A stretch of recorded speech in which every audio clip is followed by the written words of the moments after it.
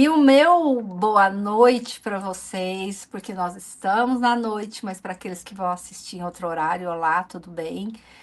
E hoje nós estamos mais uma vez na nossa quinta-feira de estudo com a Joana maravilhosa, nossa benfeitora querida.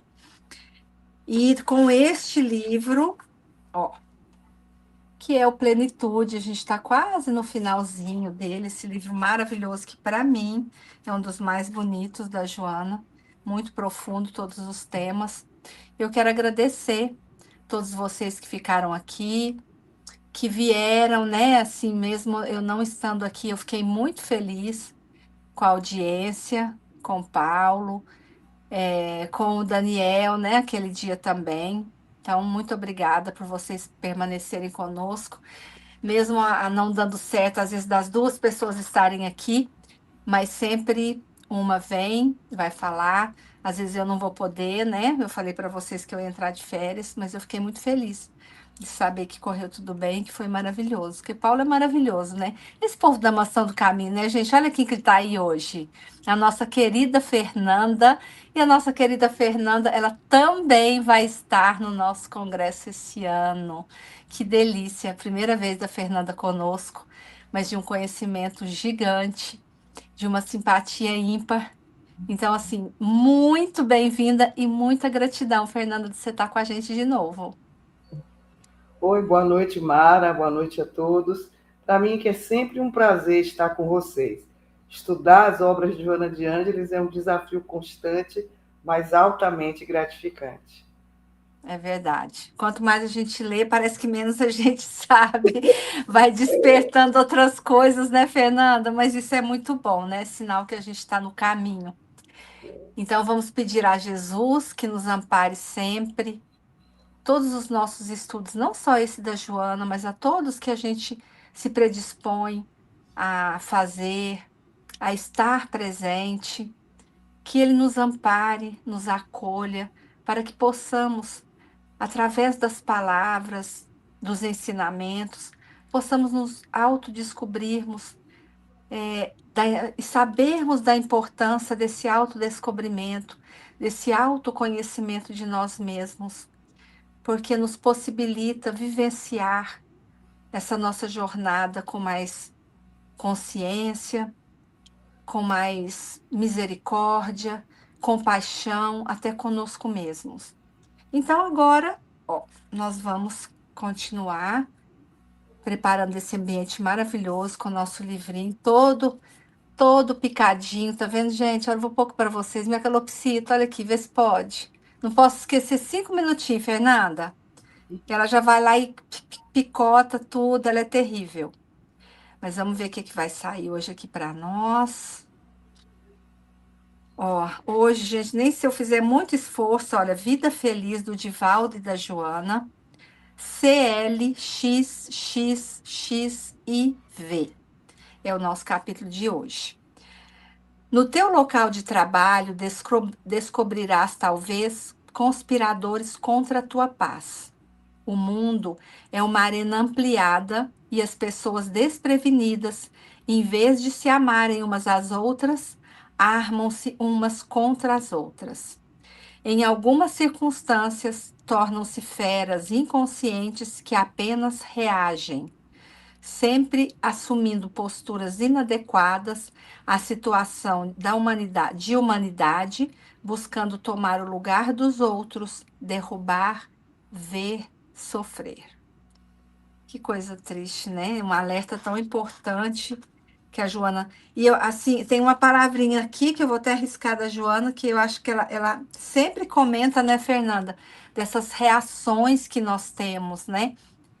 A gente não age, a gente reage.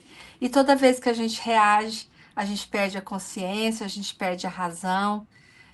Então é muito triste. A gente precisa prestar um pouco mais de atenção nesse nosso reagir com tudo que a gente faz, com tudo que a gente às vezes está sofrendo, e passar a ter um pouco mais de calma, um pouco mais de presença para poder visualizar melhor a situação que nós nos encontramos, sair um pouco da onde a gente está, tentar olhar por cima Isso deu certo para mim várias vezes. Eu ver de longe o que eu estou passando faz a gente enxergar melhor. E eu acho que no Além Túmulo é um pouquinho parecido com isso também, não é, Fernanda? O tema de hoje que a gente vai estudar, que Mara já sinalizou, que é o sofrimento no além-túmulo, é um tema extremamente também desafiador, porque a obra Plenitude, como todos os companheiros vêm falando a cada quinta-feira, é uma obra que aborda a questão do sofrimento. E a mentora não poderia deixar de abordar o sofrimento depois da morte física, porque ele existe, é real. E ela abre o capítulo com uma citação de Allan Kardec, na verdade, comentários dele falando sobre a questão do estado de perturbação além da morte. É interessante porque quando Kardec questiona os espíritos sobre a questão do sofrimento, do estado do espírito, se o espírito, depois que passa pela morte, ele rapidamente retoma sua consciência, sua identidade, e aí eles colocam que, para a maioria de nós, grande parte de nós que somos espíritos imperfeitos, existe um estado de perturbação, que é um estado semelhante àquele que a gente tem no sono, o sono profundo, e que a gente desperta e demora um pouco para ter consciência de onde estamos, quem somos. Eu me lembro que, certa feita, quando eu estava viajando muito por questões de estudo, de pós-graduação, aí passava um tempo em João Pessoa, outro tempo em Salvador, depois fui para um congresso em Brasília, depois voltando novamente para João Pessoa, isso numa sequência de dias próximos. Quando eu voltei para Salvador para passar um feriado, um final de semana, algo assim, acordei no meio da noite, o quarto escuro. Quando eu sentei na cama, eu parei e pensei, eu estou aonde? Eu estou em Brasília, em João Pessoa, Salvador? E aí levei alguns breves minutos para me situar. Ah, é tal dia, eu estou em Salvador, vim passar o final de semana e tal. Então, muitas vezes a gente acorda assim no meio da noite e fica meio atordoado para se situar onde está, o que é que pretende fazer, por que acordou. E uma vez retomando essa lucidez, a gente segue com a nossa predisposição do que pretende fazer. Também isso acontece com o espírito após a morte. E esta condição após a morte, na maioria de nós, é seguida de um período de perturbação. Que aí os espíritos nobres responderam a Allan Kardec, e ele comenta, né, nessa abertura do capítulo da mentora, na obra citada por Mara, a Plenitude, que essa perturbação pós-morte pode durar minutos, horas, dias ou anos, não tem como determinar. É um estado de perturbação que, de alguma forma, mostra que o grau do espírito, do ponto de vista evolutivo, psicológico, é ainda imperfeito. Ele ainda não está adequado, adaptado ou, às vezes, identificado com a sua condição real, que é de espírito depois da morte. E que esse estado de perturbação pode se prolongar, como já dissemos, por tempo indefinido, e ter essa relação direta com a existência que o espírito teve na Terra até o momento da morte, a própria forma ou gênero de morte e a sua condição espiritual, a condição evolutiva.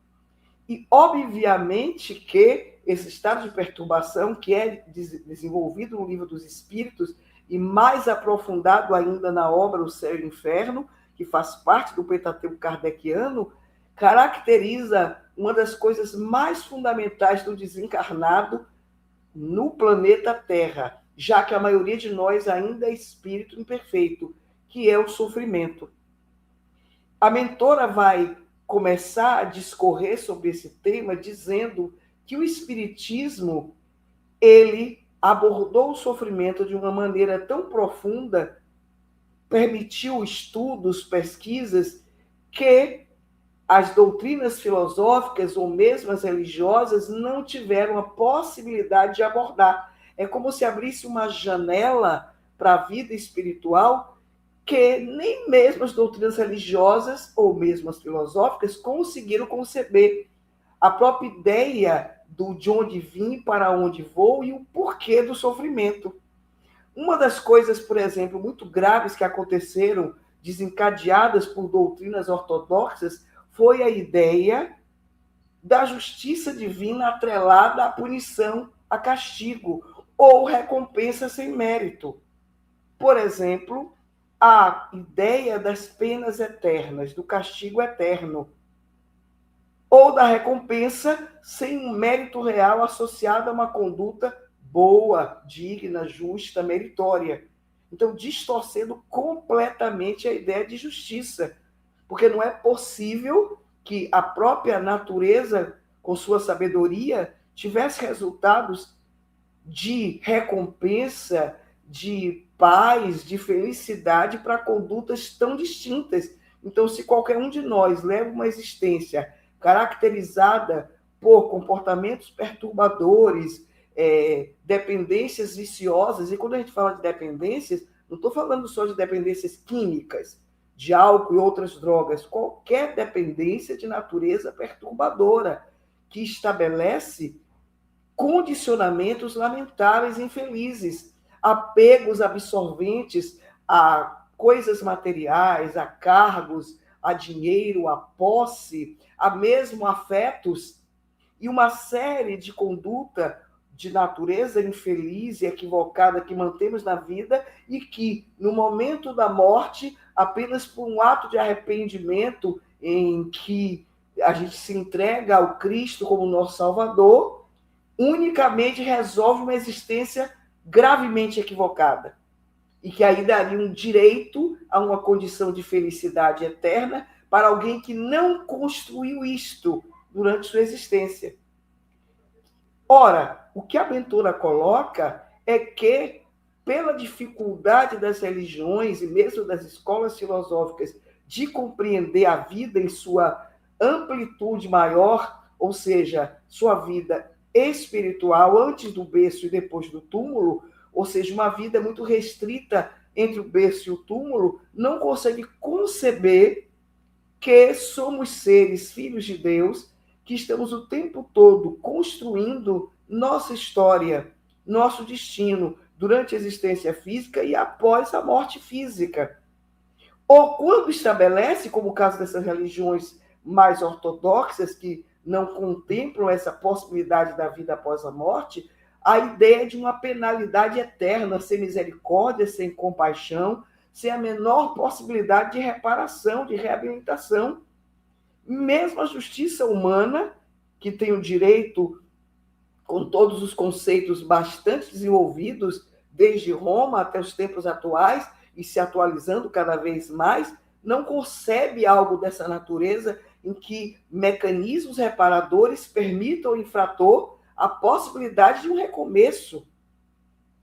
Essas situações excepcionais, como pena de morte, por exemplo, ou prisão perpétua, é que negam ao infrator a possibilidade do recomeço, de reparar os seus crimes, ou o crime hediondo que cometeu. Mas, fora essas penas mais radicais, a justiça humana tem espaço para a possibilidade de reeducar o ser, para tentar se reabilitar diante da própria consciência, da família e da sociedade.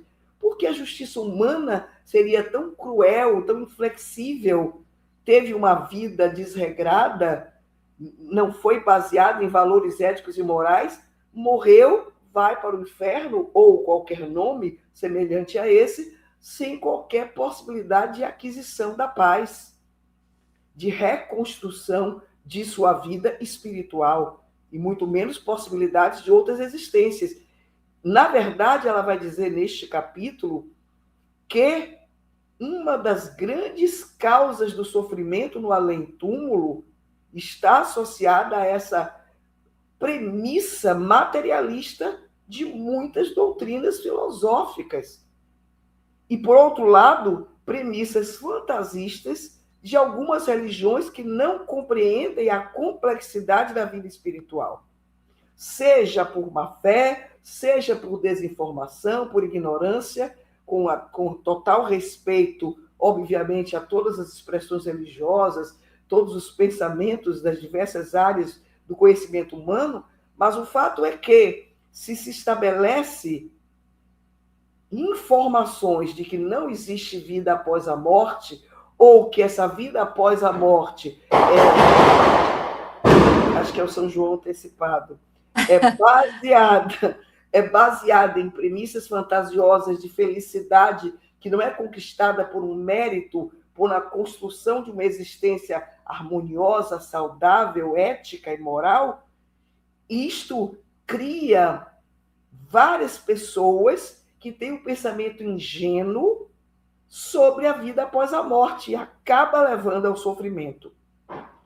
E, obviamente que esse pensamento fantasista, irreal, não estamos dizendo que o espiritismo é que traz a verdade, que traz a revelação que unicamente vai levar à solução do sofrimento na Terra ou depois da morte.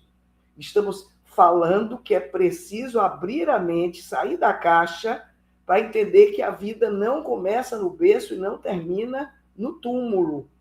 Que a vida ela é perene. Uma vez que Deus nos criou, continuaremos vivos. O que muda é o estado vibratório, a situação vibratória. Ora reencarnados, ora desencarnados.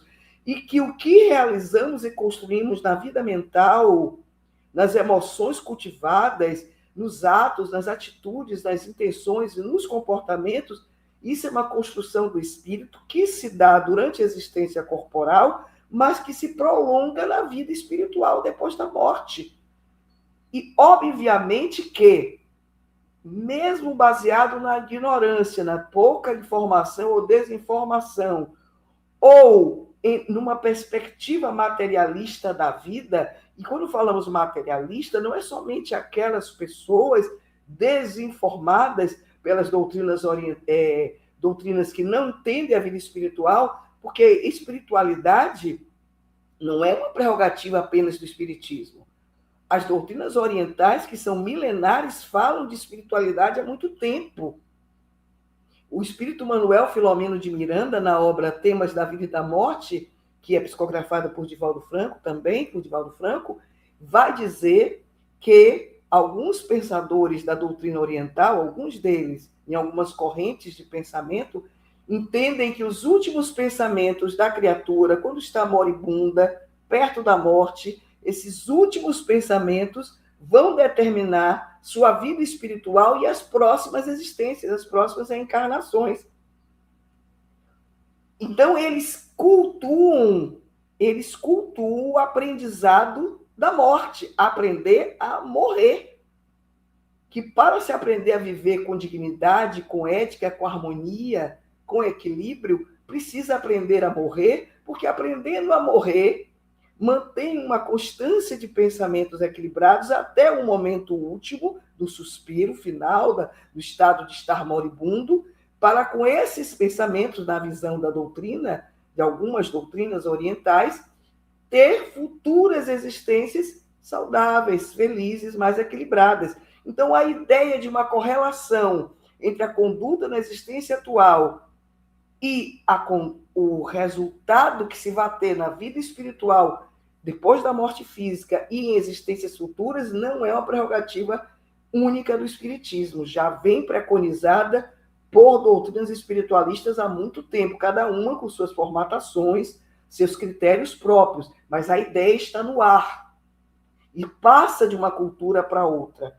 A ideia de que a vida não se resume a uma estreita décadas de vida e que cá entre nós, para algumas pessoas, a vida é mais curta ainda.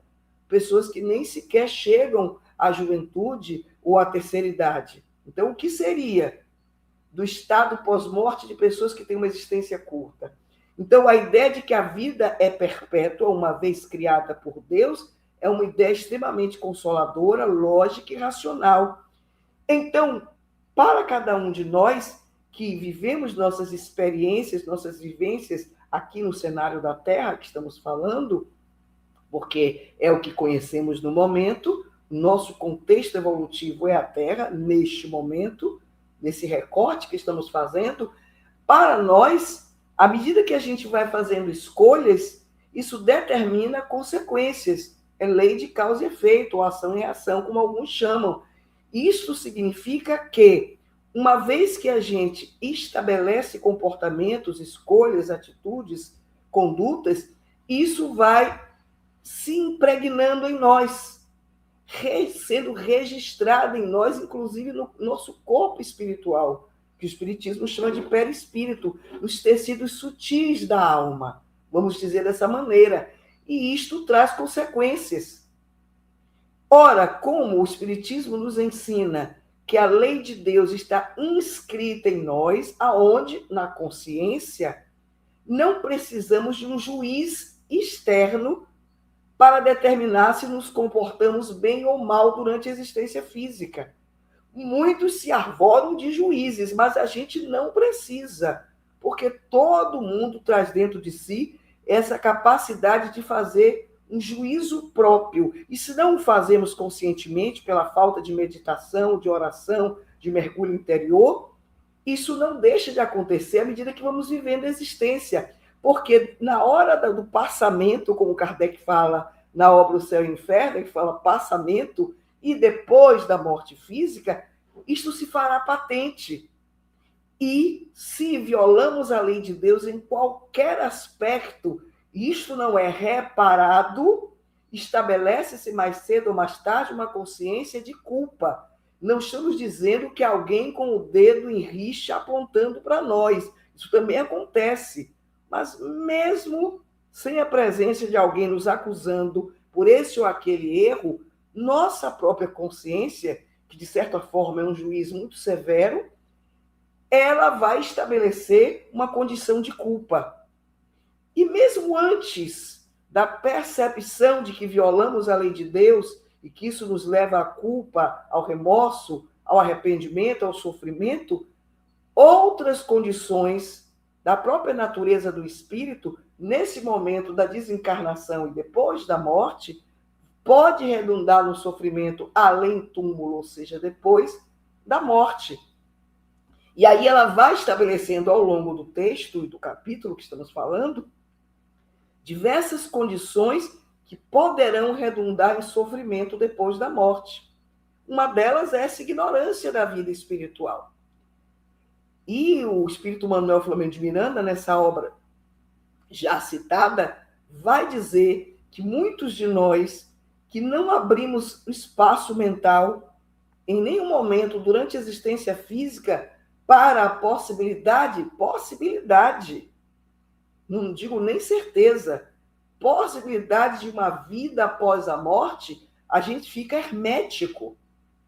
Não existe, ou qualquer dúvida de que existe vida depois da morte, isso significa que este ser, que não tem qualquer perspectiva de vida depois da morte, quando ele desencarna, quando ele passa pela morte física, provavelmente vai hibernar, no termo da mentora, e também esse termo é usado pelo Espírito Manuel Flamengo de Miranda, por um largo período. Mas não é um sono reparador como a gente pode ter na Terra, um sono de esquecimento, um sono de ausência de dor, de sofrimento, de aflição. Será um sono marcado, povoado de impressões muito penosas da própria transformação biológica que está acontecendo no corpo físico. É o cadáver que está se transformando ali, porque tudo na natureza se transforma, como dizia Lavoisier. Então, tudo isso é passado para o espírito, mesmo aquele que está dormindo. Não só aquele que não acredita em nada depois da morte, porque era ferrenhamente materialista, ou algum outro que acredita que vai acordar na hora do julgamento final. Então, não é um sono de repouso, de tranquilidade, de sonhos bonitos. É repleto de condições sombrias, de pesadelo, de aflição, por essas impressões penosas da própria decomposição cadavérica, do fenômeno biológico da morte, e de outras impressões penosas que viveu durante a existência física. Isso porque o próprio Manuel Flamengo de Miranda vai dizer que morte e desencarnação não são exatamente sinônimos, são termos da mesma equação da vida. Mas a morte é um fenômeno biológico, é um fenômeno que nós todos estamos fatalistamente propensos a passar. Nasceu, começou a morrer. Quem não quer morrer não pode nascer, porque se nasceu, vai morrer. Porque as células estão em incessante transformação, morrendo, outras sendo geradas, novamente morrendo, e outras tantas, estamos sempre morrendo. As células vão se renovando até o momento final da morte biológica. Mas desencarnar é um processo de libertação. Libertação de todos os condicionamentos, impressões, amarras que cultivamos durante a existência física. Ou seja, morrer, todo mundo morre, desencarnar pode demorar. Nem todo mundo morre e imediatamente desencarna. Ou seja, os liames perispirituais precisam ser desfeitos. Precisam ser como se fossem laços que têm que ser desfeitos até que o último deles desfaz e o ser fica livre, totalmente desencarnado, totalmente desvinculado do corpo físico, no caso aí do cadáver. Então, morrer e desencarnar a gente usa como sinônimos, mas não é exatamente a mesma coisa.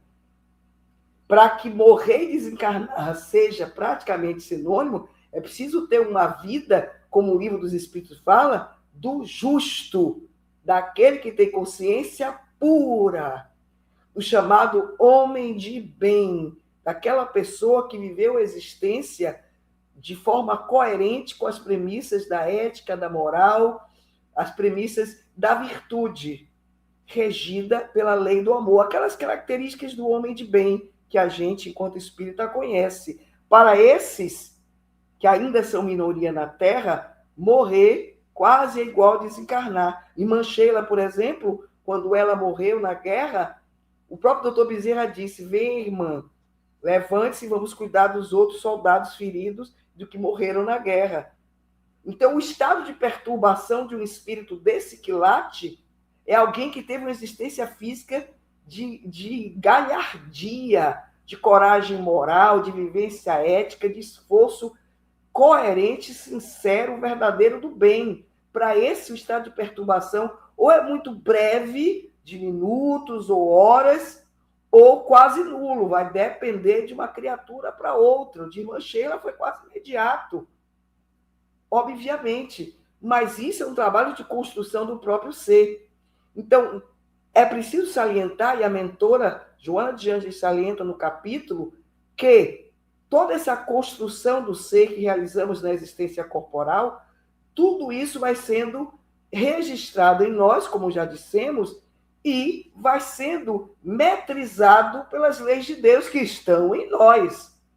Mesmo que eu ignore, que eu tenha percepção distorcida, que eu não consiga apreender e compreender essas leis divinas. Elas não deixam de existir e de funcionar. Criadas por Deus, funcionam perpetuamente. E funcionam com uma justiça absoluta. Uma justiça feita de amor, de misericórdia, de compaixão, mas justiça. Como Jesus dizia, a cada um segundo as suas obras. Ora, se qualquer um de nós, baseado em reflexões, ou até mesmo medo, na hora de um leito de morte, pensar: o que é que eu fiz da minha existência? E de repente alguém nos diz: se você se arrepender, já que você está com culpa, com remorso, sinceramente arrependido, se entregue a Jesus. Ele é o seu Salvador. Não temos nada contra qualquer expressão religiosa. Certo? É respeito. Estamos fazendo uma análise à luz da doutrina espírita. E o que o Espiritismo diz é que um arrependimento final no leito de morte não pode reparar uma existência inteira, ou pelo menos preponderantemente marcada por equívocos, condutas prejudiciais ao próximo, prejudiciais a si mesmo, danosas à família, à sociedade, claramente contrárias aos melhores paradigmas que as próprias organizações da Terra estabelecem, o direito da vida, o direito a opinião própria, a liberdade de pensamento, de viver, entre outros tantos magnos direitos que a própria Fernanda, justiça humana reconhece. Mara, você quer falar? eu queria só ressaltar que você está falando aí, para a gente mais para frente não sair muito, né, para eu ter que voltar. Certo. Eu acho interessante esse pedaço que ela fala, né, que você falou da culpa, do perdão, né? Então ela fala, nem mesmo o perdão que a vítima concede ao seu malfeitor liberta-o da consciência de culpa. Então, o que que eu pensei nesse caso aqui? Eu queria que você pensasse comigo. No caso, o perdão é muito mais para quem oferece do que para quem está recebendo. É uma libertação sua, porque às vezes a gente fala assim, porque eu vou perdoar, mas não vou esquecer, eu não dou conta de perdoar. Então, assim, nessa fala, assim, nessa frase dela, a gente percebe que o benefício de um perdão é muito maior de quem está fazendo do que quem está recebendo, né? Porque às vezes a pessoa que está recebendo, ela continua com uma consciência de não querer perdoar, de não esquecer, né? Não vou esquecer. Falei para ele que eu perdoo, mas eu quero distância. Eu perdoo, mas eu não quero mais contato. Então, assim, na verdade, nem perdoou muito. Então, essa fala dela eu achei importantíssima, porque quem dá o perdão é muito assim, ele se liberta muito mais do que quem está recebendo e fala: eu vou perdoar, mas não quero mais perto de mim. Eu achei isso aqui fantástico. Eu queria que você comentasse só mais um pouquinho para nós, porque a gente percebe que se traz a culpa, essa culpa que você traz, ela não consegue deixar você caminhar. Então, não adianta a pessoa ter te perdoado se você não aceita aquele perdão para você. Porque às vezes a tua consciência, ela não tá, ela não tá tão, ah, ela não tá pronta às vezes para receber esse perdão pelo que ela sente, né? É isso, Mara. Nessa ordem de raciocínio, a questão do perdão dos outros, para quem se equivoca, existe uma ansiedade, ou talvez até uma necessidade muito imperiosa de ser perdoado, quando realmente aparece a consciência de culpa. Se não aparece, a gente não se importa se o outro vai perdoar ou deixar de perdoar. Mas para quem se equivoca, busca muito a necessidade do perdão do outro. O que a Ventura diz e que você discorreu é que mesmo que o outro generosamente perdoe e se beneficia com esse perdão, isso não isenta a pessoa equivocada da responsabilidade. Não isenta. Primeiro porque nessa hora que eu li essa parte, eu pensei até um exemplo muito simples, vou compartilhar com vocês. Eu olhei assim para a janela aqui de casa e pensei assim, imagine que eu estou aqui no apartamento, jogo uma pedra e quebro o vidro da janela do vizinho. Sei lá por que razão, joguei a pedra, ou sem querer, fiz alguma coisa que quebrei o vidro da janela dos outros. E aí eu tenho consciência que eu proporcionei um prejuízo.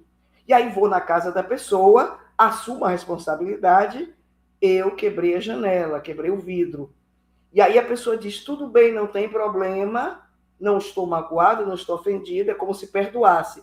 E pode deixar que eu tenho condições, eu vou comprar um vidro novo, vou arranjar uma pessoa que possa colocar o vidro, tudo bem. E a pessoa não fica magoada, não se vinga, ela me perdoa porque eu quebrei o vidro dela. Aparentemente eu fico confortável, é o que ela diz. Você se sente bem com você e com o outro, porque o outro lhe perdoou. Mas ela diz, isto não isenta a responsabilidade de que você precisa reparar. Eu que quebrei o vidro, mas o vidro a pessoa vai reparar, ou ela não liga, vai deixar sem vidro, ou ela vai colocar outro vidro. Mas se a gente for pensar nesse exemplo simples que eu estou trazendo, a consciência vai dizer, tá bem, eu não preciso consertar o vidro, porque ela disse que vai deixar sem vidro mesmo para ventilar a casa, ou ela tem dinheiro, vai comprar um vidro e arranjar alguém que bote, problema resolvido.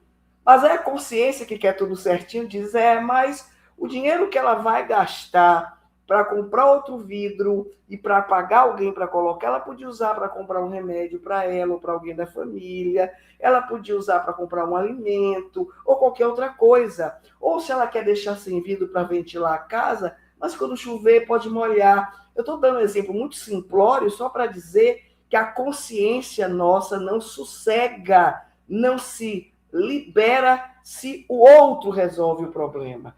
Alivia, e como ela diz assim, proporciona um estímulo para que eu busque a reparação. Como se fosse assim, pode deixar que eu conserte o seu vidro, pode deixar que eu assuma um prejuízo, compro um vidro novo, pago alguém para colocar, ou se ela assume, eu vou fazer alguma coisa equivalente, do ponto de vista de equivalência em termos de justiça, para que a consciência nos alivie. Ela diz, é preciso reparação. Kardec já dizia isso. Não adianta remorso, culpa, arrependimento, se não concretiza a reparação. Ela vai dizer nesse capítulo que mesmo que a pessoa tenha os melhores propósitos, os mais sinceros, de reabilitação, de nova conduta a partir de diante, não vou mais cometer esse erro, agora eu vou ficar atento, atenta. Isto é maravilhoso, é lindo, mas não é suficiente. A própria consciência pede reparação. E aí é preciso um estado de maturidade psicológica, ou pelo menos de aprendizado de maturidade, para entender isso e enfrentar os mecanismos de reparação. Ela vai dizer nesse capítulo que, mais adiante, mas eu estou linkando aqui com a ordem de ideias, que a própria consciência da pessoa engendra, cria mecanismo de reparar, porque a consciência pede, tem que reparar.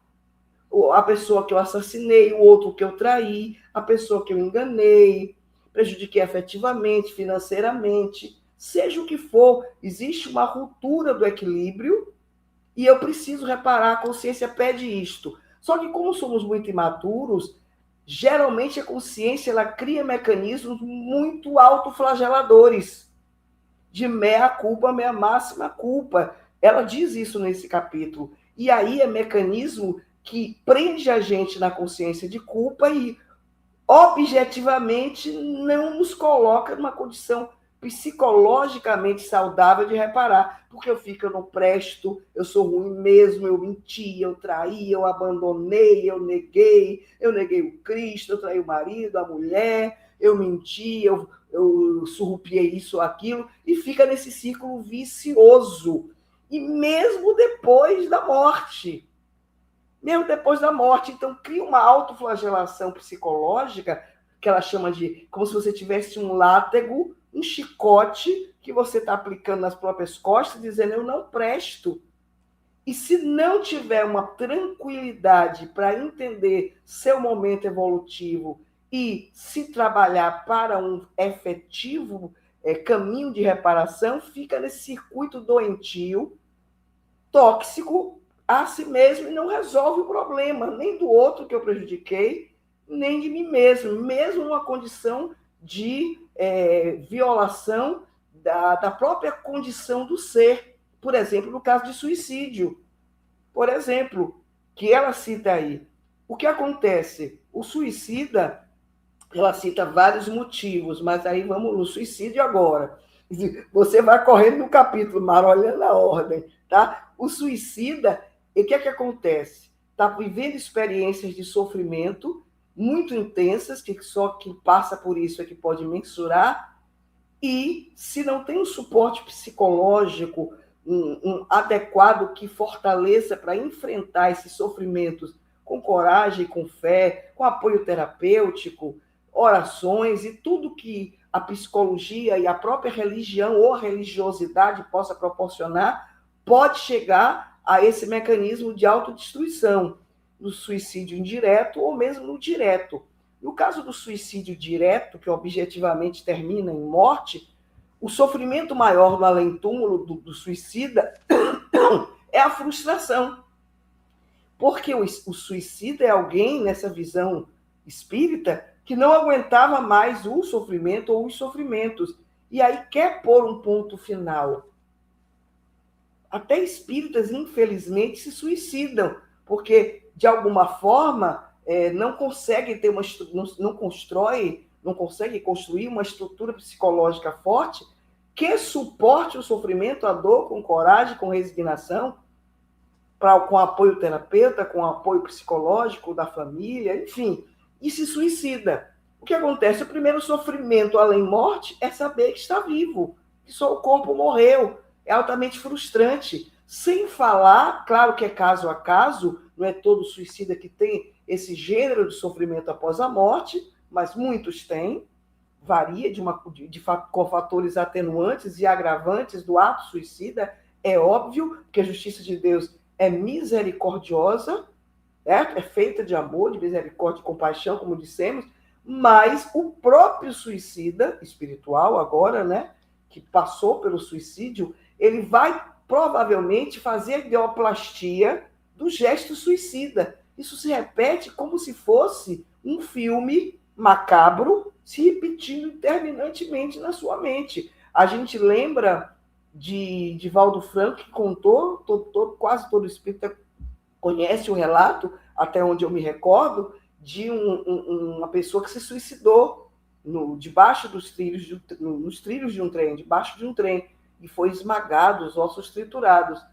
E que Divaldo, vendo a notícia no jornal, se eu tiver alguma informação incorreta, peço desculpas, está indo pela memória aqui, e memória na terceira idade é algo, né, que é complicada. E aí ele diz que esse espírito, que ele vê o nome do homem, ele não conhecia e começou a orar por ele, porque viveu a situação do suicídio e ele, quanto espírita, sabia das consequências de alguém que desencarna pelo suicídio. E ele ora por muito tempo, e um dia que Divaldo Franco estava triste, estava num momento difícil, muitos e muitos anos atrás, esse espírito aparece. Pergunta por que ele está chorando, sofrendo, e Divaldo disse, na época mais jovem, né, ainda mais imaturo, eu me preocupo com todos, me esforço para cuidar de todos, mas eu sofro, ninguém sabe que eu também sou gente, eu sofro, me sinto sozinho e tal. E aí Divaldo diz, mas Divaldo, se você não cuida dos outros e não cuida de nós, quem vai cuidar? E aí ele conta a história que ele era aquele homem que se suicidou e que no mundo espiritual ele via incessantemente a imagem do corpo sendo despedaçado. Tinha momentos que ele perdia a consciência, na expressão inclusive do próprio espírito Joana de Ângeles, nesta obra Plenitude, nesse capítulo, ela diz que há momentos de quase exaustão que o espírito desmaia, perde a consciência ali no mundo espiritual, mas quando desperta novamente, as cenas de perturbação que ele cria com a mente, fica escravo disso. E a gente está falando do suicídio, mas em outros contextos acontece coisa semelhante. E que esse espírito que se suicidou debaixo do trem, ele só sentiu conforto quando foi vendo que vinha uma luzinha na direção dele. Cada vez melhor, maior, e cada vez que essa luz vinha, dava uma sensação de conforto para ele, a imagem do suicídio sumia e ele ficava mais em paz, tranquilo. Depois, novamente, recomeçava, até que ele foi atraído até Divaldo Franco. E aí soube que era ele que orava. E aí pôde trabalhar a reparação, e aí Divaldo não desdobra a situação desse espírito, mas mostra o quanto a nossa construção em momentos de loucura, de inconsciência, de desespero, de aflição, de insensatez, pode levar a um sofrimento que perpetua-se depois da morte. E um deles é o suicídio direto, obviamente. Claro que, como a gente diz, caso a caso. Porque, por exemplo, Kardec, na obra, no Livro dos Espíritos, e também na obra O Céu e o Inferno, do mesmo modo, Manuel Flamengo de Miranda, na obra Temas da Vida e da Morte, vão dizer que é um dos sofrimentos mais intensos é o do suicida. Mesmo divergindo caso a caso, é um dos mais dolorosos, por causa desse desespero de que a dor não passou. O sofrimento que trazia da existência física mantém-se vivo, acrescido da frustração de que não passou, que o espírito continua raciocinando, pensando, e ela vai dizer nesse capítulo que a morte não libera do sofrimento, não libera, porque o espírito continua logicando, raciocinando, ou seja, ele continua vivenciando todas as suas percepções do que ele viveu na experiência enquanto estava encarnado, vivo, entre aspas, no corpo físico. E isto, dentro dele, porque o espírito ele está em condição pensante, porque o espírito é uma energia pensante, isso se transforma em emoções e sensações, e nesse caso, muito dolorosas. Então, é um grave equívoco quem busca qualquer tipo de fuga ao sofrimento, principalmente essa que é o suicídio. Por isso que o suicídio nem é a última hipótese, não é hipótese, não entra como hipótese para lidar com o sofrimento. É como o Espírito Vieira de Carvalho diz, o suicídio é uma solução insolvável, não é solução, é só agravamento. Mas outras posturas comportamentais nossas, por exemplo, o suicídio indireto, aquele que a gente não mata o corpo objetivamente, mas o faz indiretamente, não cuidando de nossa saúde, né? E aí eu estou em curso nisso, obviamente, não se amando, não se estimando, tem que falar a verdade, fazer o quê? Só tem eu e você, Mara, não tem mais ninguém ouvindo. E aí, posturas de falta de autoamor, de autoestima, de insegurança, falta de autocuidado, fora emoções desregradas, pensamentos desequilibrados, uma falta de autorrespeito a si mesmo e de respeito ao próximo, de amor ao próximo. Isso nos leva a condutas extremamente desequilibradas, perturbadoras, que vão nos matando aos poucos, independente do fenômeno natural de irmos morrendo biologicamente falando. A gente acelera o processo. Não é apenas fumando, bebendo ou usando qualquer tipo de droga. Qualquer comportamento que não é saudável do ponto de vista físico, emocional, psicológico, ético, moral, tudo isso é um processo de autossabotagem, é ir morrendo mais depressa. E este morrer mais depressa acompanhado de sofrimento, agora e depois da morte. Por isso tem um monte de suicidas indiretos na Terra, um monte. Talvez o número Os esportes maior. radicais, né, Fernanda? Oi? Esses esportes radicais, que Isto, muita exatamente. velocidade, isso tudo chega como suicídio inconsciente, né? Exato.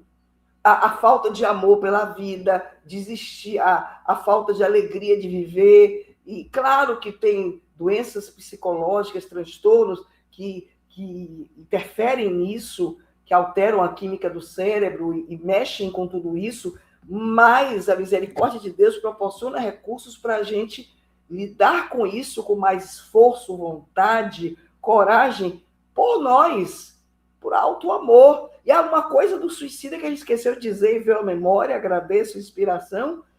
O suicida sofre também pelo que desencadeia na família, que ele vai ver depois.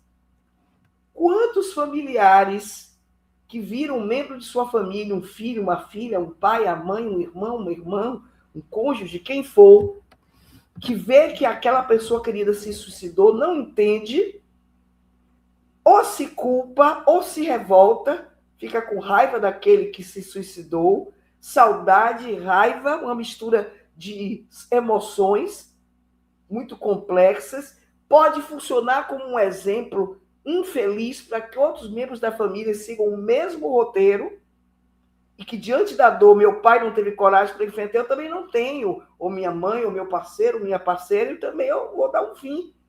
E aí, se a pessoa tiver uma visão materialista, vai pensar, deve estar em paz minha mãe, meu parceiro, meu filho, minha filha, então eu também vou ficar. Então funciona como um péssimo referencial de falta de enfrentamento diante do sofrimento. Não estamos criticando os suicidas. Eu acho que todos os nossos irmãos merecem extremo respeito. Cada um sabe, como Caetano Veloso falava, a dor e a delícia de ser o que é. Só estamos dizendo, na perspectiva espírita, que há repercussões de muito sofrimento do ato suicida para o suicida desencarnado e para quem ficou na Terra. Implicações financeiras. Se você é uma pessoa que dava suporte financeiro à família, como é que fica se você se matou?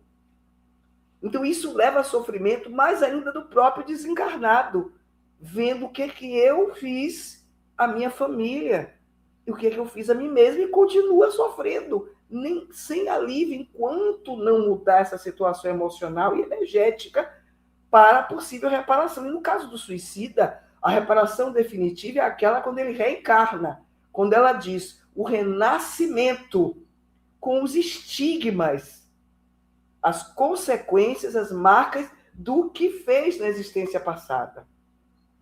Mas é um mecanismo de reparação engendrado pela própria consciência do suicida e de qualquer um de nós. Não é qualquer castigo severo divino que vai nascer com tal defeito congênito ou vai ter tal doença porque você se matou, porque matou alguém ou qualquer outro crime contra a vida, contra si mesmo ou contra a vida dos outros. É a própria consciência que traça um mecanismo de reparação, muitas vezes bastante doloroso, porque não criou, desenvolveu maturidade psicológica para reparar de uma maneira mais equilibrada, mais saudável, mesmo que tenha alguma cota de sofrimento, mas que não é de natureza destrutiva. Outra característica não, mas outra condição de nós outros encarnados que podem levar ao sofrimento depois da desencarnação é o apego. O apego é algo que a gente costuma ter, muito vinculado às paixões terrenas, é vinculado ao egoísmo, vinculado a quase uma visão materialista da vida, mesmo quando adotamos doutrinas espiritualistas, até mesmo o espiritismo, mas no fundo, a gente se apega a coisas materiais, a dinheiro, a cargos, a condição, até mesmo a obras que a gente cria, que a gente acha maravilhosa e que a gente não quer abandonar na perspectiva da morte. É apego. E qualquer forma de apego absorvente, perturbador, leva a sofrimento após a morte. Porque nessa perspectiva o ser não quer interromper aquilo que estava habituado. A mentora vai discorrer nesse capítulo que, como a gente vai vivendo as experiências, vai desenvolvendo hábitos, vai desenvolvendo necessidades. Muitas não são reais, mas derivam daqueles hábitos repetitivos. Então a gente começa a depender, eu dependo do cafezinho, ou do cigarro, ou da fofoca, ou de comer comida gordurosa, ou excessivamente salgada, excessivamente doce, ou de dormir demais. Eu me lembro bem que Divaldo Franco dizia em palestra, dizia mais ou menos assim: quanto mais se dorme, mais se tem necessidade de dormir. Quanto mais se come, mais se quer comer em quantidades maiores. E assim sucessivamente. Então, vamos criando dependência e necessidades que não são reais. Elas são fruto de um comportamento desarmônico, desequilibrado, que nós mesmos escolhemos, por essa ou aquela razão. Só que quando a gente desencarna, ou melhor, quando a gente passa pelo portal da morte, a morte, ela é uma transição. É como se estivéssemos num aposento, a porta se abre e a gente passa para outro aposento. E a gente passa do mesmo jeito. A morte não modifica a condição real de ninguém. Ou seja, tudo que cultivamos durante a existência física, amor, caridade, paciência, tolerância, respeito, vícios de toda natureza, preguiça, operosidade, criatividade, não importa o que, de saudável ou danoso, é herança nossa. E a gente carrega, passa pela porta ou pelo portal da morte e continua do outro lado da vida, na vida verdadeira, que é a vida espiritual. O espírito Viana de Carvalho, não, perdão, o espírito nessa obra Temas da Vida e da Morte, é maravilhosa essa obra, vai dizer que a morte é uma hábil cirurgiã. Sabe o que é um hábil cirurgião ou cirurgiã? É aquele profissional ou aquela profissional que, quando está operando, não danifica nenhum órgão à volta. Só trabalha exatamente no lugar que tem que ser operado, extrai aquele tumor, realiza aquela atividade cirúrgica exatamente aonde precisa. com toda a habilidade, não danifica nada que é saudável.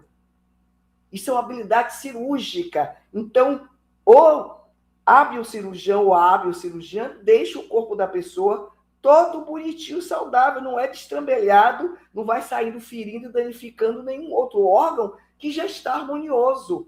Então, o Espírito Manuel Flamengo de Miranda vai dizer: a morte é hábil cirurgiã.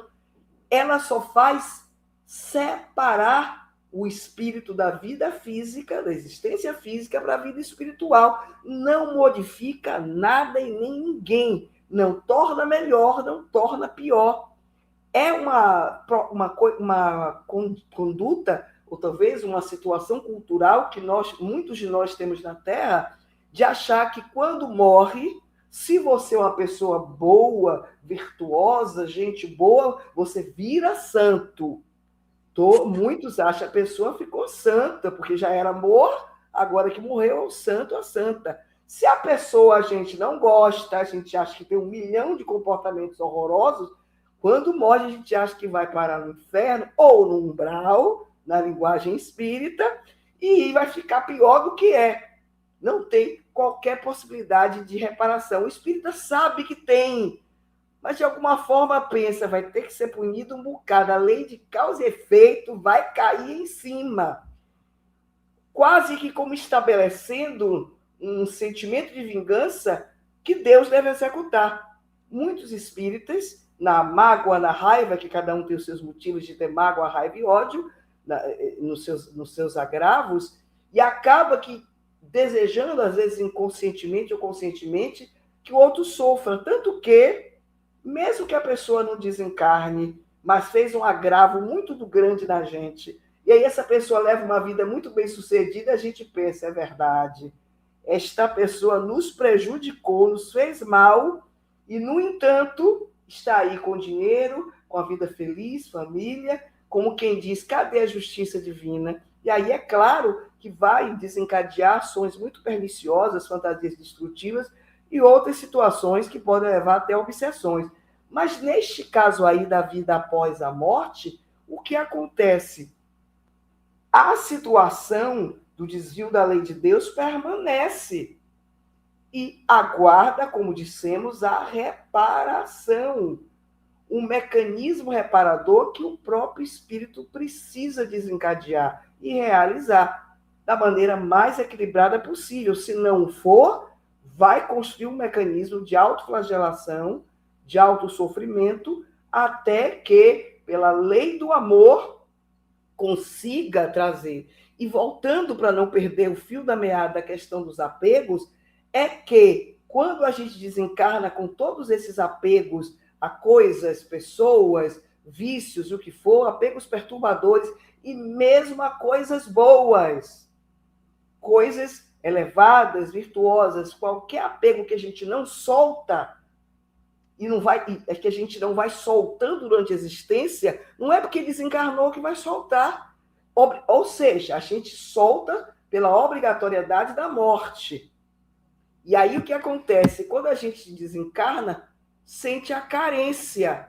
Cadê o dinheiro que eu tinha? A casa, o carro, o marido, a mulher, o cargo, a obra de caridade que eu era um membro, um voluntário, e que eu tinha que continuar reencarnado porque a obra não estava completa. Então, o apego, ele permanece dentro de nós. E como a gente não pode mais, ou cigarro, ou álcool, comida, o que for, o espírito desencarnado nessa condição, ou seja, qualquer um de nós, por isso eu disse a gente, que não treina o desapego, nem que seja gradualmente, durante a existência física, qualquer um de nós, religioso ou não religioso, dessa ou daquela etnia, dessa ou daquela condição socioeconômica, se não for desapegando, dando tchauzinho, porque vai ter que dar tchau, vai desesperadamente querer tudo isso de volta e não consegue. Então, é como se desenvolvesse uma crise de abstinência. E aí, enlouquece do ponto de vista de... A mentora diz, e o espírito Manuel Flamengo de Miranda também vai dizer, se apega aos despojos. ao cadáver, porque era aquele corpo que proporcionava como instrumento a vivência do gozo, do prazer, do que eu criei a dependência. O Espírito Manuel Flamengo de Miranda chega a dizer que é altamente doloroso ver como o espírito se debruça sobre o cadáver, tentando reanimá-lo para tentar viver de novo aquele gozo, que era proporcionado pelo álcool, pelo cigarro, pela comida, pelo sexo exacerbado, ou qualquer outra coisa que dava alguma forma de satisfação.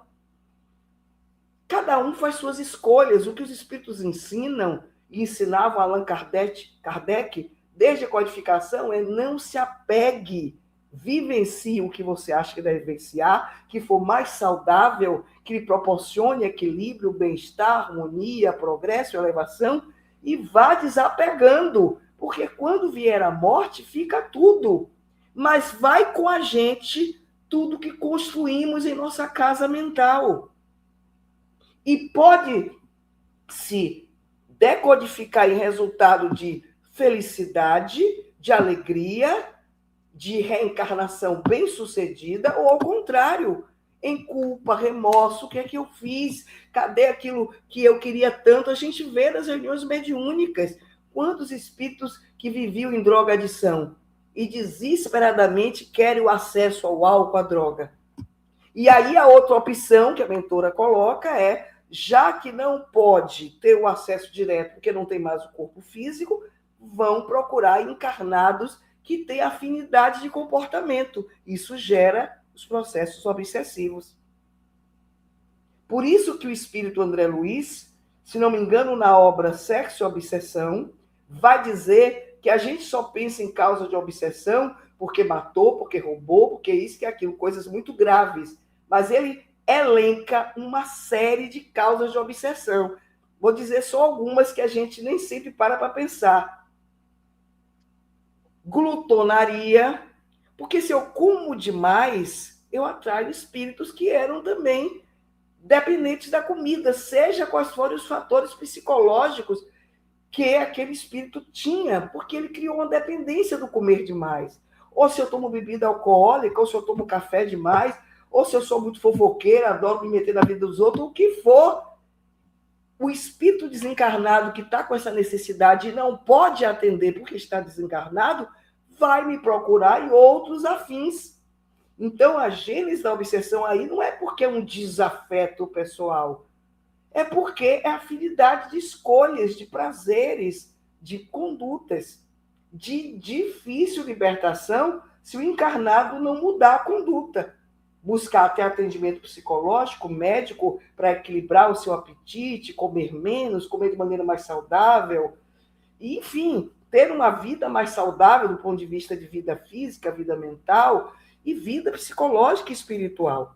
Porque isso também é fator de sofrimento. A gente pensa no sofrimento do obsidiado, mas o espírito chamado de obsessor também está sofrendo, porque ambos estão algemados. Isso é um sofrimento que pode durar séculos. Pode começar a reencarnação, continuar depois da morte e prolongar até que haja o despertar da consciência dos envolvidos. Então, esse é um dos outros fatores que podem provocar sofrimento no além-túmulo, que a gente precisa estar atento pensando em nossas próprias escolhas do cotidiano. Lembramos agora que Divaldo Franco, em uma de suas últimas aparições de público, em palestra, se não me engano, foi num seminário ocorrido na Mansão do Caminho, que ele ia participar por um período maior, mas pela condição física já não podia, mas ele vai dizer mais ou menos, que, entre outras coisas, que a mentora espiritual, em um determinado momento, falou que ele teria uma moratória, mas que não teria data determinada, que a qualquer momento poderia acontecer. E quando ela diz isso, prepare-se, porque a qualquer momento vai acontecer a morte, o termo que ela diz é desapegue-se de tudo, inclusive da Mansão do Caminho. Não é displicência, negligência, desleixo ou indiferença. do tipo, não estou nem aí o que vai acontecer com a Mansão do Caminho ou com quem quer que seja. É porque precisa partir e deixar. É preciso aprender a desapegar, mesmo das mais bonitas obras que a gente constrói na existência. A Ela Clara diz, de Assis fez a mesma coisa, né, Fernanda? né? Ela fez a mesma coisa com Francisco, né? Porque Isso, ele voltou de uma viagem e começou a ver tudo diferente. E aí ele ficou muito contrariado e saiu, né, chorando e triste para conversar com Clara, porque ela era muito assim, ele era confidente dela, né? Assim, isso. aliás, ela era confidente dele.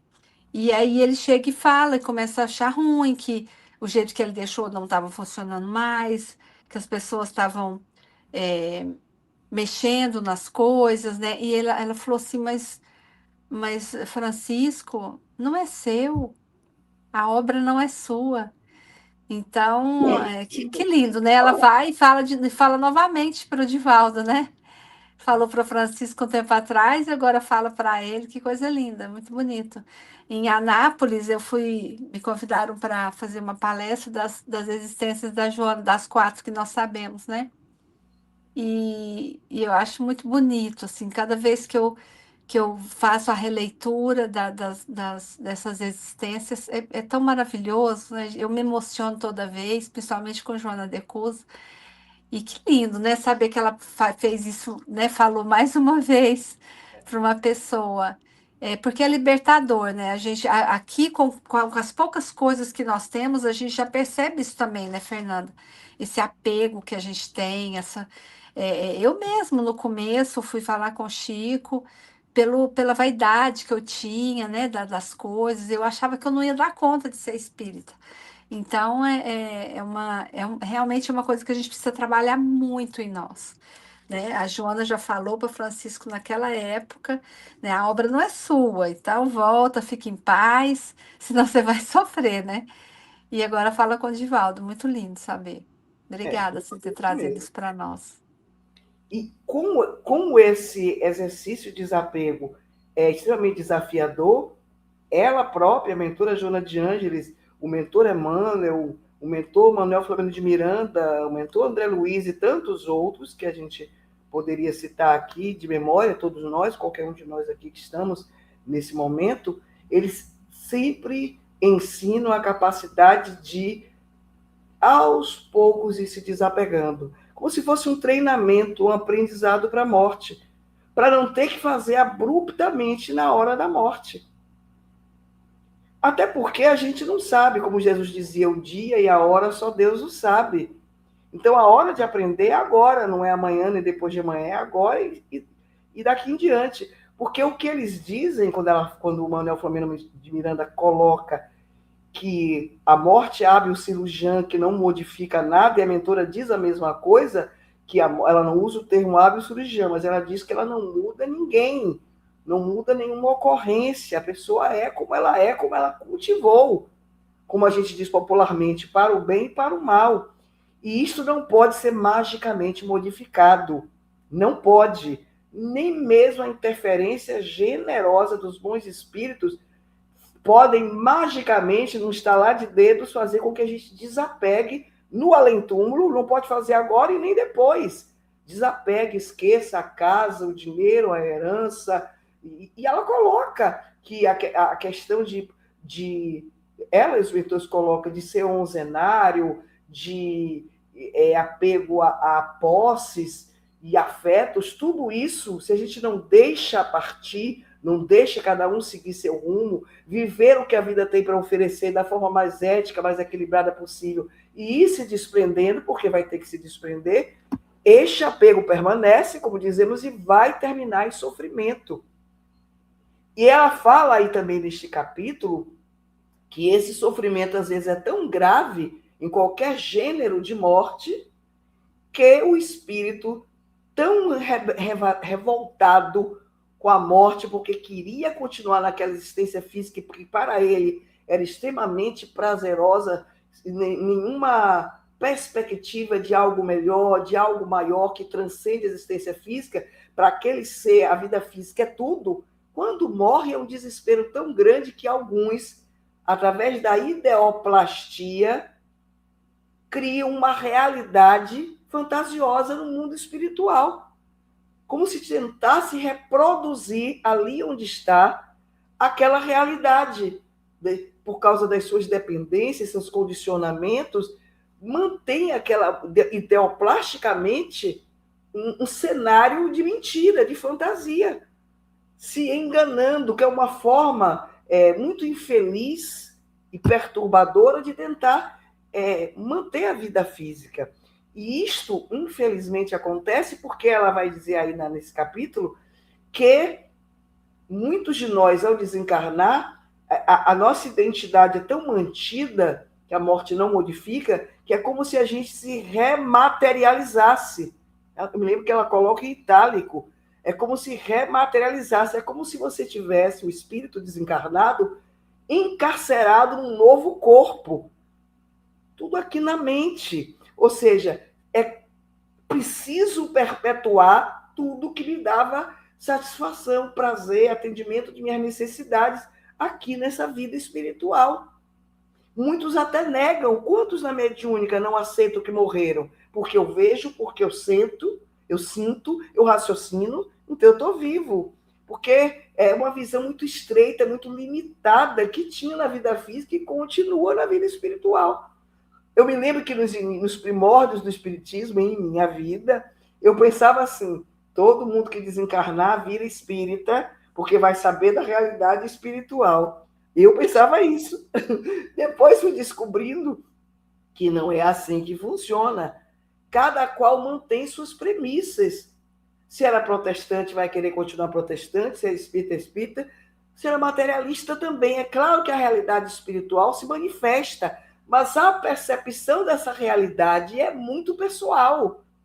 Por isso que ela diz que pode haver situação tão doentia, tão sombria, de ideoplasticamente criar esse cenário de imitação do que era a existência física para tentar atender às necessidades desesperadoras que criou enquanto estava na Terra como pessoa encarnada.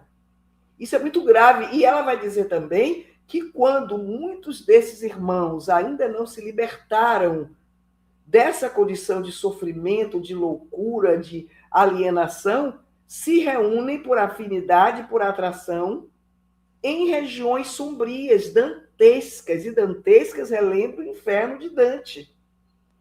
Ou seja, do ponto de vista espírita, semelhante atrai semelhante. Então, vários espíritos em situação de revolta, de desespero, de culpa, de remorso, de crises de abstinência em relação às suas dependências de toda a natureza, vão criar ideoplasticamente, manipulando as energias ambientes, um cenário de sofrimento, de penas, de aflições estabelecidos por eles mesmos. Ninguém de fora criou um lugar e disse aqui vai ser um umbral, e aí é que vai botar todo mundo encarcerado que se comportou mal. É uma condição de construção mental derivada do estado perturbador que o espírito se encontra, e simbioticamente cada um retroalimentando o outro. E aí cria cenários de muita aflição, muita dor, que só a lei de amor, muito pacientemente, consegue desfazer, socorrendo um a um desses espíritos nesse estado imenso de perturbação, através da oração, da sensibilidade para com esses espíritos, a capacidade de amor. E aí a mentora ela vai dizendo nessa proposta de aprender a morrer para não ter o sofrimento após a morte, uma existência mais saudável do ponto de vista ético-moral. Porque ela vai chamar a atenção também que não basta a informação, não basta eu ser espírita ou espiritualista e saber que existe reencarnação, lei de causa e efeito, e que eu tenho que viver o amor, a compaixão, a caridade, a solidariedade, mas se a minha vida concreta, na prática, não é caracterizada por essas premissas, só fica na teoria, no blá, blá, blá, eu vou passar pelos mesmos sofrimentos de além-túmulo de alguém que não acreditava e que nem era informado. Porque, no fundo, é como se eu fosse uma pseudo-espírita, que Kardec vai chamar de espíritas imperfeitos. Aqueles que têm o conhecimento, mas que preferem mais a parte fenomênica da doutrina, que palestra linda, tem tudo a ver com aquele vizinho que eu tenho. Aquilo ali que Divaldo falou, que não sei quem falou, esse texto que eu estou lendo aqui, livro dos Espíritos, não sei, tudo a ver com a família, com o vizinho, com o motorista, menos com a gente. E aí o que acontece? Fica só um arcabouço teórico que não tem qualquer funcionalidade, tem que ter utilidade. A utilidade é traduzir isso em vivência diária, ou pelo menos, como Kardec dizia, em esforço. E aí ela vai dizer aí, vai dizer no capítulo, que a pessoa, ela não cita o espírito, elegantemente não cita. Ela cita que a pessoa informada, a pessoa que tem conhecimentos da realidade espiritual, mas que não vivencia esses postulados, que não há uma coerência entre o que ela diz acreditar, o que ela fala, o que ela preconiza e o que ela vive, vai passar pelas mesmas aflições e vai ter um acréscimo, o remorso do bem que poderia ter feito e não fez. E não fez.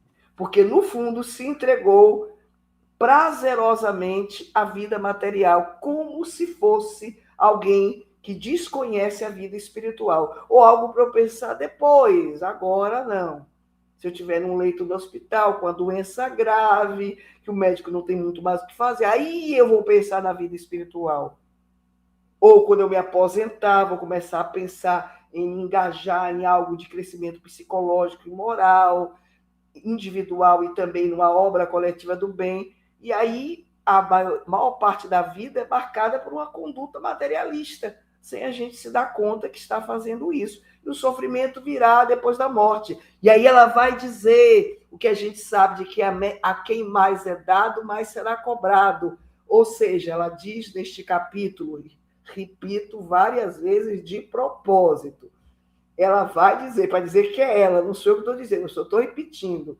Ela vai dizer que quanto mais a pessoa é informada da vida espiritual, maior a responsabilidade. E, portanto, quanto mais lhe é dado, mais ele será cobrado, né? Exatamente. E aí, maior sofrimento. Por isso que a cota de espíritas sofrendo no mundo espiritual, segundo o relato do Espírito Manuel Gomes de Miranda, não é pequena. Por isso, o Hospital Esperança, para muitos espíritas que se equivocaram, expositores como eu, médiuns como outros tantos, e qualquer outra pessoa que tem o aporte teórico com maior ou menor complexidade, poderia ter mais esforço, vontade, determinação, coragem para tentar viver esses postulados e não faz, movido por outros apelos, outros interesses, que nos parecem de imediato retorno, de prazer, de benefício, de gozo, e isto tem um preço, que é o preço depois da culpa do remorso. Quanto bem eu poderia fazer para mim mesmo e para o próximo e não fiz. Quanto eu poderia ter crescido. Obviamente que a misericórdia de Deus vai proporcionar novas reencarnações, mas até lá, muito sofrimento após a morte. Então, são sofrimentos que se somam. Ou seja, o sofrimento da culpa, dos apegos às coisas terrestres, não é nada contra o alimento, o prazer, a viagem, o descanso e qualquer coisa que nos traga algum tipo de gozo e satisfação. Jesus viveu a vida na Terra, comeu com todo mundo, andou com todo mundo, não foi só com o doutor da lei, comeu na casa de muitas pessoas, conversou com mulheres, com doutores da lei, com pescadores, viveu a vida da época que ele esteve na Terra, mas nunca priorizou as coisas da Terra. Por isso que ele dizia que ele venceu o mundo. Ele não venceu no mundo, ele venceu o mundo, porque não se escravizou ao mundo. Ou seja, a gente pode dar conta, e isso é um aprendizado baseado num direcionamento de vontade, de esforço, do que se tem disponível, mas não ser possuído por nada disso. Por alimento, carro, sexo, ou seja, o que for. Tudo que de produtivo, de alegria, de vitalidade que pode nos proporcionar, mas sem o apego do para sempre. Fernanda, Para sempre. tem uma pergunta aqui. Eu não... O desencarnar passa pelo mesmo processo da encarnação? O desencarnar passa pelo mesmo processo da encarnação? Ou seja, o espírito encarna em cada célula do corpo, no embrião até o feto e na hora da morte? É uma pergunta. Ou seja, o espírito encarna em cada célula do corpo, no embrião até o feto e na hora da morte? Como o espírito sai das células? Na visão espírita, o processo de encarnação ou reencarnação, no nosso caso, que são múltiplas vezes, segundo o Livro dos Espíritos, quando o espermatozoide e o óvulo se unem algumas horas após o ato sexual, que não é imediato, e essas células sexuais se encontram, formam a célula ovo ou zigoto, nesse momento se inicia a ligação do espírito com a matéria. E aí, o espírito, através do perispírito, e quem direciona o processo são os espíritos responsáveis, como se fossem técnicos em reencarnação, pelo menos para espíritos de evolução mediana, obviamente, porque existem os mecanismos automatistas da lei, tanto na encarnação como desencarnação, mas o fato é que o espírito é o condutor, com o auxílio dos espíritos nobres, para que, através do perispírito, que é o modelador biológico, o perispírito é que vai direcionar esse desenvolvimento da célula ovo, para que ao longo dos dias, das semanas, se transforme em embrião, vá diferenciando as células para cada sistema nervoso, digestivo, cardíaco, respiratório, etc., e até compor todo o embrião, o feto, crescer e nascer.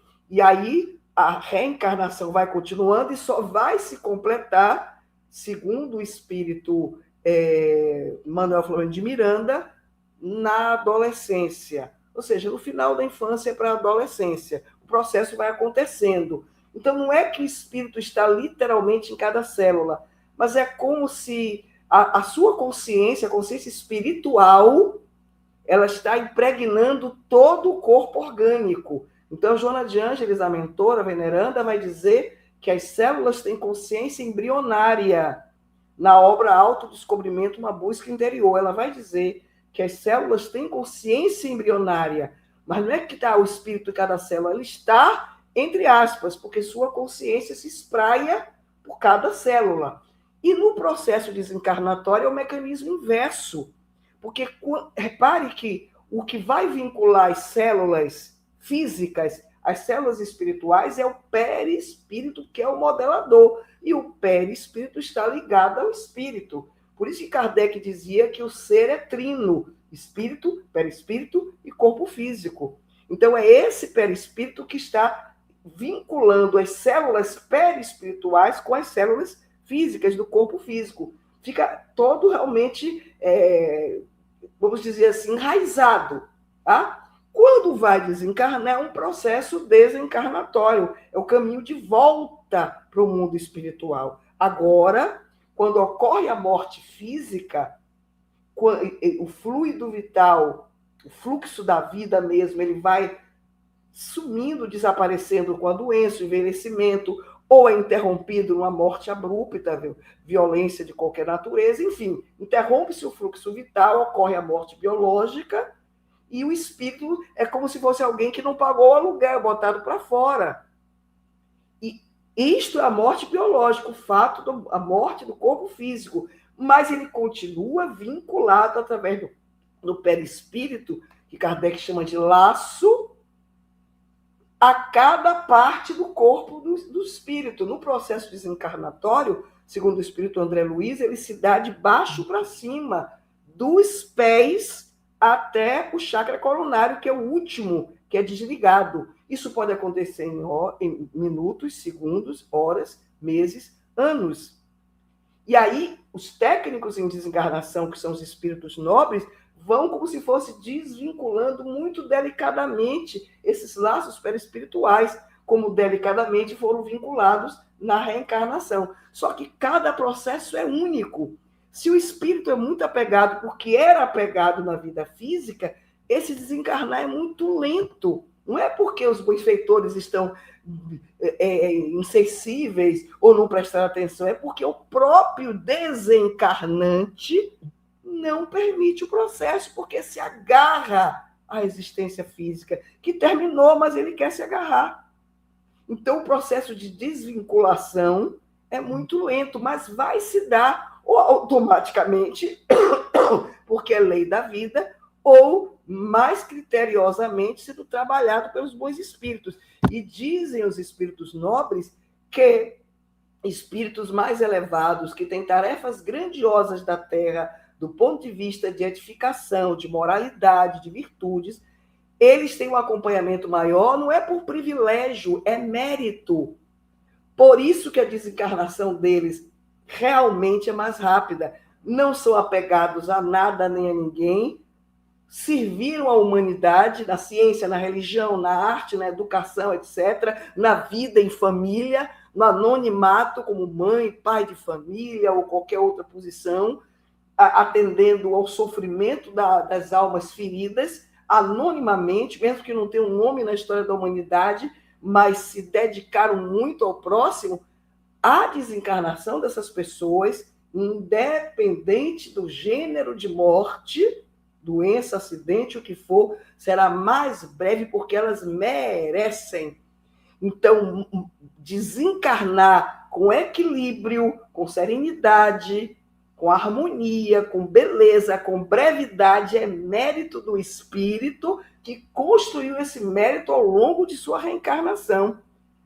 Por isso que são desencarnações mais suaves, sem a agonia que muitos sentem no momento da morte. Porque eles já estavam vivendo a vida espiritual ainda no corpo físico. É só agora um desligar final que liberta completamente. E aí sim serão espíritos felizes no mundo espiritual, sem sofrimentos, nem no processo de desencarnação, nem após o túmulo, após a morte. Não sei se respondeu a pergunta da pessoa, não estou identificando o nome da pessoa. Tá muito pequenininho, F. Amelo Antunes. Nossa, eu preciso sair do celular para as lives, porque ele fica muito pequeno, nem com óculos não estou conseguindo enxergar. A idade, você já viu, né, Fernanda? A idade, ela vai chegando, ela vai atropelando tudo. Faz parte.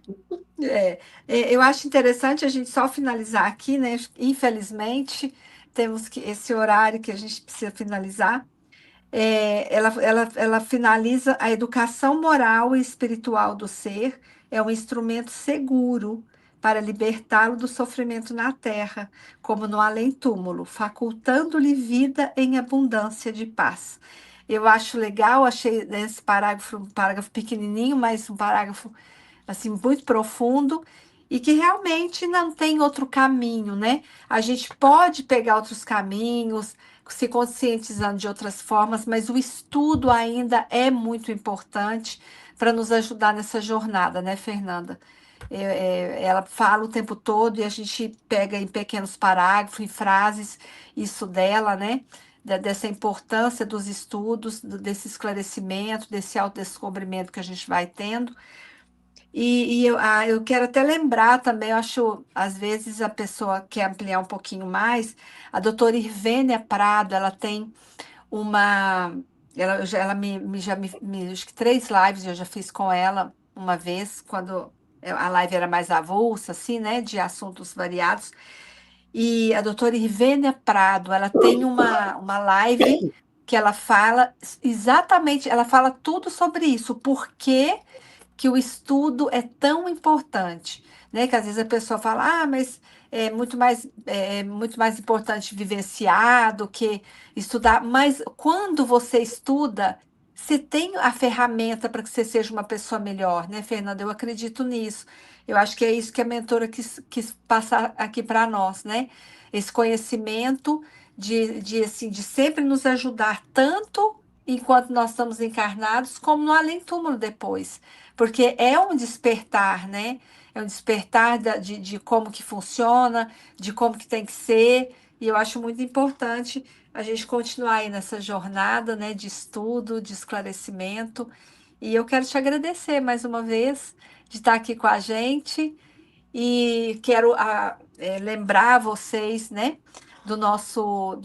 esse ano está sendo bem complicado, da gente iniciar aí, né, com o Congresso, não sei se é por causa da Copa, né, junto com, mais no final do ano com a política, mas está bem complicado esse ano, então, assim, quero que vocês que gostam do nosso encontro, né? Eu falo que a gente é uma grande família, então que nos ajudem a realizar esse congresso, que será dia 27, 28 e 29. Graças a Deus as inscrições estão aumentando, porque é com elas que nós fazemos o nosso congresso, e nós vamos ter o prazer de conhecer pessoalmente nossa querida Fernanda, que está sempre aqui conosco, trazendo esse conhecimento maravilhoso, né? E essa energia gostosa de Salvador, da mansão, é muito bom.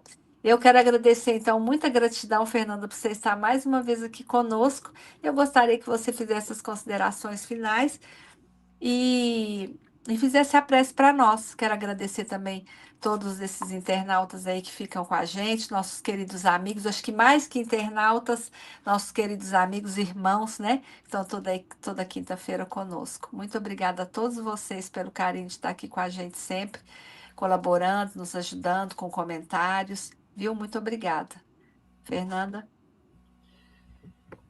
Dessas reflexões que a gente observou, tanto na obra Plenitude, de Joana de Ângeles, esse querido espírito venerando, como a gente chama, a veneranda, Joana de Ângeles, assim como de Allan Kardec e o espírito Manuel Flamengo de Miranda, fica-nos o sentimento de responsabilidade para com a nossa própria vida, um sentimento de autocuidado, pelo menos do ponto de vista teórico, para que a gente possa, cada um com suas ferramentas, com seus instrumentos, valorizar mais a existência que temos.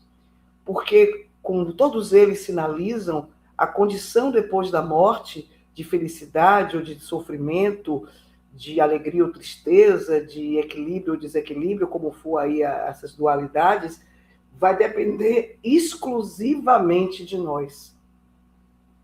Independente de contexto familiar, sociopolítico ou de qualquer outro fator que possa facilitar ou dificultar as vidas de todos nós, o Espiritismo é a doutrina que ilumina consciências. E a mentora querida, bem particularmente, faz isso, colocando em nossas mãos as rédeas de nossa vida, as possibilidades de escolha para a construção de nossa felicidade, de nosso equilíbrio, colocando que o sofrimento não é algo fatalista. Você disse isso, Mara, numa live anterior lá atrás. A dor, ela é um mecanismo evolutivo que a gente mesmo vai optando durante nossa trajetória, mas o sofrimento que decorre disso é escolha nossa. Então, se a gente pode, com mais coragem, determinação, esforço, tentativas de auto-amor, de autocuidado com amigos, com familiares, a sós, na casa religiosa, em qualquer área que a gente atue, trabalhando o nosso corpo físico, nossas emoções, nossos sentimentos para o nosso bem-estar espiritual, psicológico, emocional, físico, mental, etc. Porque somos seres integrais. Se a gente fizer isso, a gente vai devagarinho construindo uma história melhor. A gente vai construir um pós-morte muito mais saudável do ponto de vista emocional, psicológico, energético, do que se a gente deixar solta. Então, é imprescindível, como ela diz, que a gente dedique alguns minutos diários para pensar na morte, nessa perspectiva do morrer de uma forma equilibrada, saudável, da construção de um processo de vida e de morte da melhor maneira que a gente puder. Refletir que essa vida é temporária, a existência física é temporária, a vida não, a vida é eterna, mas a existência física é temporária, para a gente aproveitar da maneira mais saudável, mais efetiva para o nosso crescimento como ser integral que somos. E no fim das contas, para a gente aprender a viver, é preciso aprender também a morrer. Que Vamos lindo. agora às nossas orações. Obrigada. Senhor Jesus, esse é o nosso momento de gratidão por todas as bênçãos recebidas, não apenas na noite de hoje, mas em todos os dias de nossas vidas, ora reencarnados, ora desencarnados, mas sempre abençoados pelo seu amor, cuidadosamente acompanhados pela sua presença amorosa em nossas vidas, através dos espíritos benfeitores, protetores da vida.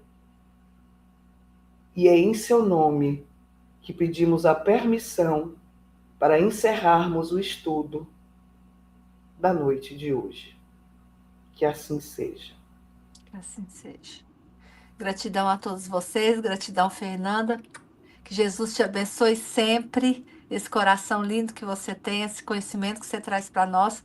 Boa noite a todos vocês. E quinta-feira que vem, se Deus quiser, no mesmo horário, estaremos aqui novamente com o nosso amigo, a nossa. Eu esqueci o nome de quem vai estar com a gente semana que vem, mas com certeza vai estar aí de coração aberto também, como a Fernanda fez hoje.